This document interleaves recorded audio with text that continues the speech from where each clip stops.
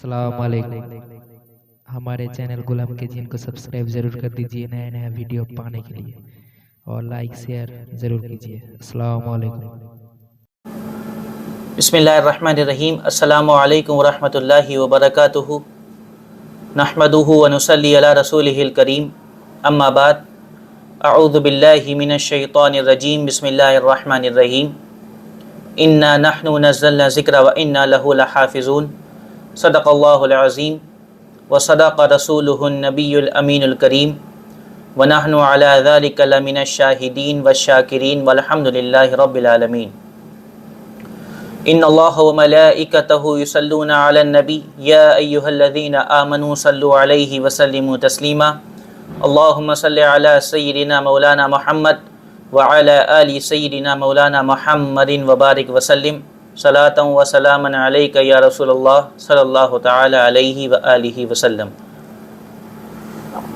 रमज़ान का मुबारक महीना चल रहा है और यही वो महीना है जो अल्लाह ने अपने बंदों को उनकी इबादत और नेक आमाल पर दूसरे महीनों की बानिस्बत ज़्यादा अज्र व सवाब देने के लिए अता फ़रमाया है। और इसी महीने में कुरान नाजिल हुआ। इस बात से इस महीने की अज़मत का अंदाज़ा लगाया जा सकता है। कुरान की अज़मत और फ़जीलत, उसकी किस तरह तिलावत की जाए, किस तरह पढ़ा जाए, इस पर आपने बेशुमार रिवायात व अहादीस सुनी होंगी। जैसा कि हज़रत अब्दुल्लाह इब्न मसूद से रिवायत है, फरमाते हैं कि नबी करीम सल्लल्लाहु अलैहि वसल्लम ने फरमाया कि कुरान के एक हर्फ पर एक नेकी है और वो एक नेकी 10 नेकियों के बराबर है। नबी करीम ने फरमाया कि मैं ये नहीं कहता कि अलिफ लाम मीम एक हर्फ है, बल्कि अलिफ एक हर्फ है, लाम एक हर्फ है और मीम एक हर्फ है। तो गोया इस तरह अलिफ लाम मीम पढ़ने वाले को 30 नेकियां मिलेंगी। आगे दूसरी रिवायत में आता है कि नबी करीम सल्लल्लाहु अलैहि वसल्लम ने फरमाया कि जिस तरह लोहे को नमी की वजह से जंग लग जाता है, तो दिलों में भी इसी तरह जंग लग जाता है। अर्ज़ किया गया, या रसूल अल्लाह, दिलों के जंग को किस तरह साफ़ किया जाए, किस तरह दूर किया जाए? अल्लाह के रसूल ने फरमाया कि मौत को याद करके और कुरान की तिलावत करके। तो हमें चाहिए कि हम कुरान की तिलावत करें, कुरान पढ़ें, ताकि हमारे दिलों में जो जंग लग चुका है कुरान की तिलावत के ज़रिए वो पाक हो जाए, साफ़ हो जाए। नबी करीम सल्लल्लाहु अलैहि वसल्लम ने फरमाया कि कुरान की तिलावत जो करता है तो बरोज़े क़यामत कुरान उसकी शफ़ाअत करेगा। और आगे दूसरी रिवायत में आता है कि नबी करीम सल्लल्लाहु अलैहि वसल्लम ने फरमाया कि जिसने कुरान पर महारत हासिल की, जिसने कुरान को पढ़ा, जिसने कुरान को जाना, कुरान को समझा, तो कुरान का माहिर मुअज़्ज़ज़ फ़रिश्तों के साथ होगा। और जो कुरान अटक अटक कर पढ़ता है, ज़बान पे लुकनत की वजह से, ज़बान मोटी होने की वजह से रुक रुक कर पढ़ता है, अटक अटक कर पढ़ता है, लेकिन पढ़ने की कोशिश करता है, तो उसे दोहरा अजर मिलेगा।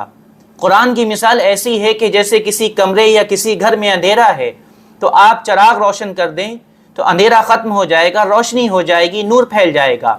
बिल्कुल इसी तरह अगर हम कुरान की तिलावत करेंगे तो हमारे दिलों में जो अंधेरा है उसमें रोशनी हो जाएगी, कुरान का नूर फैल जाएगा। अल्लाह के रसूल सल्लल्लाहु अलैहि वसल्लम ने फरमाया कि जिसके सीने में कुरान नहीं, उसकी मिसाल ऐसी है कि जैसे वीरान घर।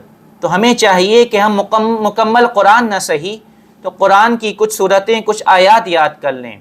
ये तमाम वो रिवायात हैं, वो अहादीस हैं कि जिसमें ये बताया गया है कि कुरान की तिलावत करने पर क्या अजर मिलेगा, क्या सवाब मिलेगा। अब आइए आगे बढ़ते हैं और देखते हैं कि कुरान को सिर्फ कुरान कहा जाता है या इसके और अस्मा भी हैं और नाम भी हैं।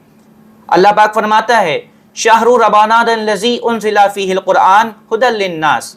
इस आयत में कुरान जिक्र किया गया। कुरान इसका माना है जिसको पढ़ा जाए, क़िराअत की जाए और सीने में महफूज किया जाए।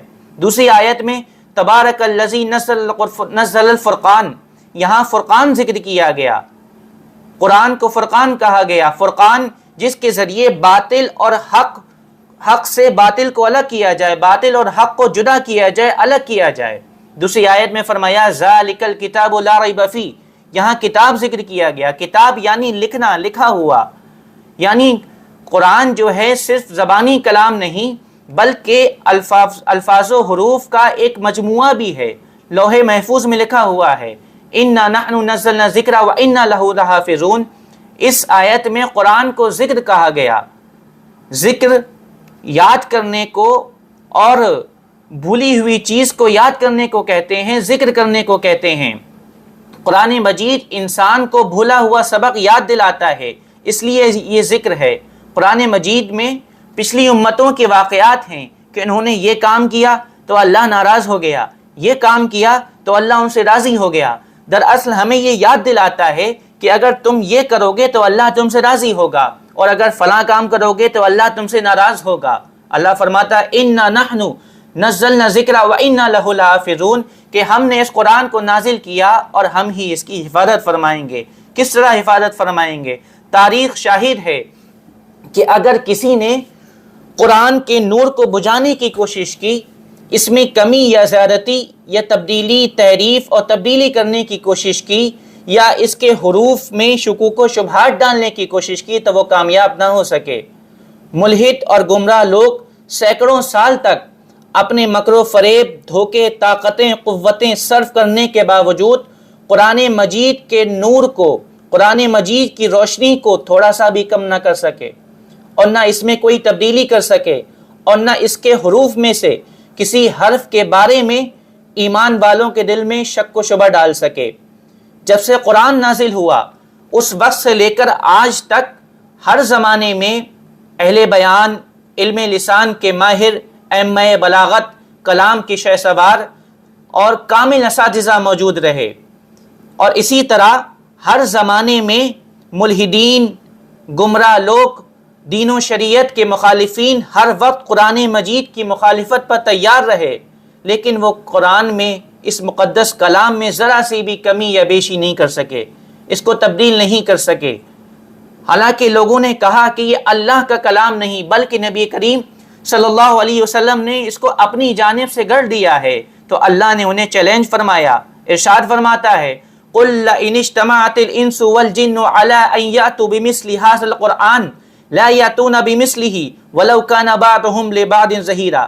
وہ جن لوگوں نے کہا تھا کہ یہ قرآن یہ اللہ کا کلام نہیں، اللہ انہیں چیلنج فرما رہا ہے کہ تم سب اکٹھا ہو جاؤ، تمام جنات اور انسان اکٹھا ہو جائیں اور سب مل کر ایک دوسرے کی مدد کریں اور اس قرآن کی مثل لے کر آئیں، اس کی طرح لے کر آئیں، تو وہ عاجز رہ گئے، نہیں لا سکے۔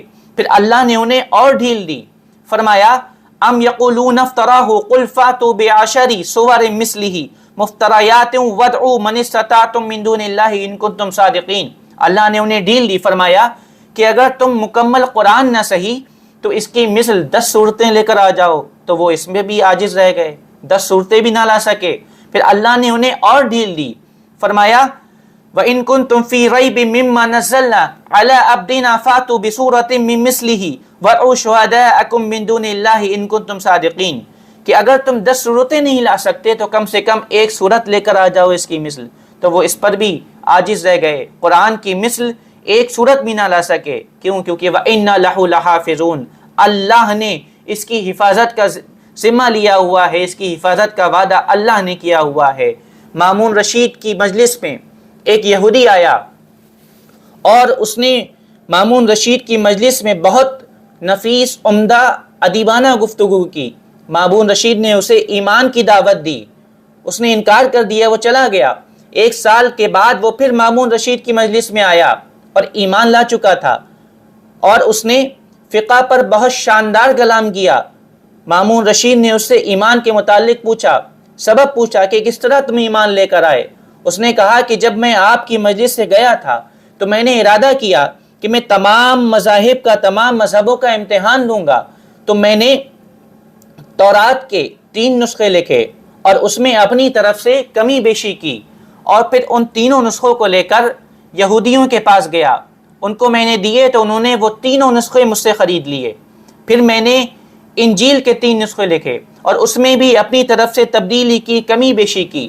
پھر ان تینوں نسخوں کو لے کر میں عیسائیوں کے پاس گیا، انہوں نے وہ تینوں نسخے مجھ سے خرید لیے۔ پھر میں نے قرآن کریم کے 3 نسخے لکھے، اس میں بھی اپنی طرف سے کمی بیشی کی، تبدیلی کی، تحریف کی۔ پھر میں ان تینوں نسخوں کو لے کر اسلامی کتب خانے میں گیا اور وہاں جا کر ان تینوں نسخوں کو دیا، تو پھر انہوں نے ان تینوں نسخوں کا بغور مطالعہ کیا، وہ میری کمی بیشی جو میں نے تبدیلی کی تھی اس پر مطلع ہو گئے، تو انہوں نے وہ خریدنے سے انکار کر دیا، مجھے واپس کر گیا۔ تو میں سمجھ گیا کہ قرآن یہ محفوظ کتاب ہے، اس میں کوئی تبدیلی نہیں کر سکتا، کوئی اس میں تحریف نہیں کر سکتا، کوئی کمی بیشی نہیں کر سکتا۔ تو یہی سبب ہوا میرے ایمان لانے کا، میں ایمان لے کر آ گیا۔ یاد رہے کہ تمام جنات، انسان، ساری مخلوق جمع ہو جائیں، سب مل کر ایک دوسرے کی مدد کریں، لیکن قرآن میں ذرا سی بھی تبدیلی اور کمی بیشی نہیں کر سکتے۔ قرآن کی حفاظت کا وعدہ اللہ نے لیا ہوا ہے، وہ اس کی حفاظت فرما رہا ہے۔ دعا ہے کہ اللہ پاک ہمیں قرآن پر عمل کرنے کی توفیق دے، قرآن کو پڑھنے اور سمجھنے کی توفیق عطا فرمائے، آمین یا رب العالمین۔ وما علینا الا البلاغ۔ السلام علیکم۔